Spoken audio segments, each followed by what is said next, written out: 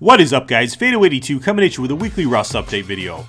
The semi-automatic rifle has been merged into the main game, and it's beautiful. New view models for the silencer and hollow sight have also gone live, shedding their placeholder skin in favor of retextured models with in-house art.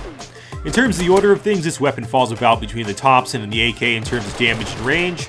It has a mag size of 16 rounds of 5.56 ammo. It costs 60 cloth and 450 metal fragments to craft. Not high quality metal, so it's going to be very effective for the early to mid game. You're going to see it quite a bit. It takes a few minutes to craft, and in terms of the output of this, it's going to be about 120 rounds of, again, 5.56 ammo per minute. It's a fairly common item that's found in the blueprint book tier, and again, you're going to see it a lot in the early to mid game. I think it's going to be the go-to weapon. It might be used a little bit less because it does require the 5.56 ammo than the 9mm ammo, so some people still might prefer to use the SMG or the Thompson, but once you get a feel for this gun, I think you're really going to enjoy it, and it's going to be worth using. It is very snappy, and it'll fire just about as fast as you can pull the trigger by hitting the mouse button. So it's very much an effective weapon. It's a little more accurate when you pace your shots, just like it would be in real life. But in terms of the gun, it was very fun to play with and get a feel for. We tested it out yesterday on the dev server and really just found it to be a very fun weapon to use. It's not going to be the strongest weapon in the game, but it is very accurate with the iron sights at this point, and it's pretty much drives nails and it's spot on. The semi-auto rifle comes with 2 slots for attachments, so you can use the existing silencer and hollow sight models with it, and hopefully future attachments as well. Really hoping to see that flashlight mod sometime in the future. Hope we see it this year. And this week in Rust, you'll see more naked white asses dotting the landscape due to some changes in the way that the skin tones generate in the game. If you're not aware, guys, the skin tones in Rust are randomly assigned based off of your Steam ID. In terms of the way the algorithm works, no one really knows except for Gary, but it's somewhat complicated apparently, and a few months back it appeared as though everybody's skin got a little bit darker. We thought maybe there was some grand scheme for it, as though the sun was moving closer to the Earth that Rust exists in or something, but it apparently was just an error, and now it's been corrected and the skin tones are more evenly distributed, so you might notice you're a few shades lighter when you log into Rust this week. Regardless of your skin tone, you'll still be a bald male at this point in time, but pretty soon you might wake up with a badge, so be prepared for that. You might see that actually in a few weeks or a month. It looks like it's right around the corner.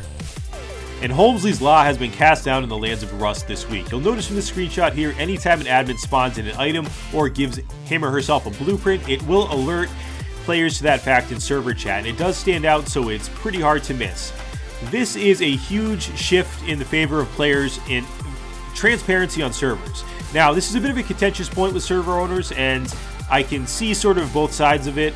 I've done some thinking on it though, and I actually think it is a good thing overall, because it's not restricting admins' abilities to admin their server. It's just restricting their ability to spawn in items that would give them perhaps an advantage, or just give them an item unnaturally, because Rust is a very hardcore experience. So I think that if items are spawned in, it's okay to have that broadcast.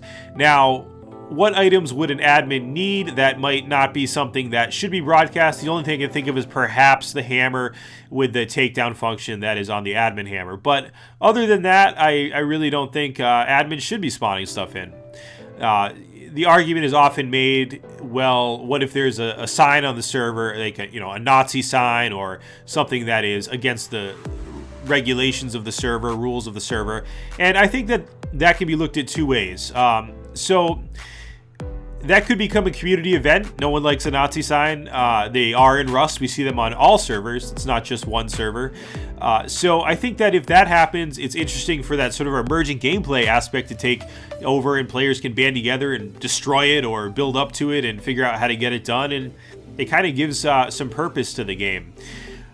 In terms of admins being able to just spawn something in and destroy something like that, then we get into issues of censorship, and is that a vanilla Rust server if we're censoring things, and what is a vanilla Rust experience? Maybe we need to even define that. This level of transparency will weed out servers that are problematic and sketchy, because people will see these alerts going off, and that is good for new players. We don't want new players playing Rust and going on servers where there's admin abuse, and that has the potential to turn them off to the game. Hacking in Rust has been mitigated greatly, and admin abuse is something that is almost on the same level in terms of pissing off a player. So this is, I think, a step in the right direction. I just would like to see some more admin tools fleshed out for certain things. But this is some concept artwork for the flamethrower. Hopefully we'll see that in the game relatively soon. The team seems to be really great about putting concept art out, and then we see it in a relatively short period of time compared to the way that things used to be. The new Radtown or dungeon models that have been added to the game have been fleshed out a little bit more, with roads and railroad tracks added in and integrated into those models. It's really interesting to see these areas develop over time, and as these iterations occur, to see it changing.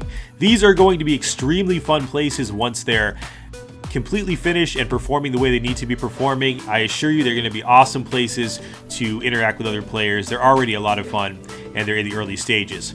You guys will notice increased performance in Rust this week due to some client-side changes, due to the way that the game batches information. As always, guys, hope you enjoy. Phaedo 82, peace.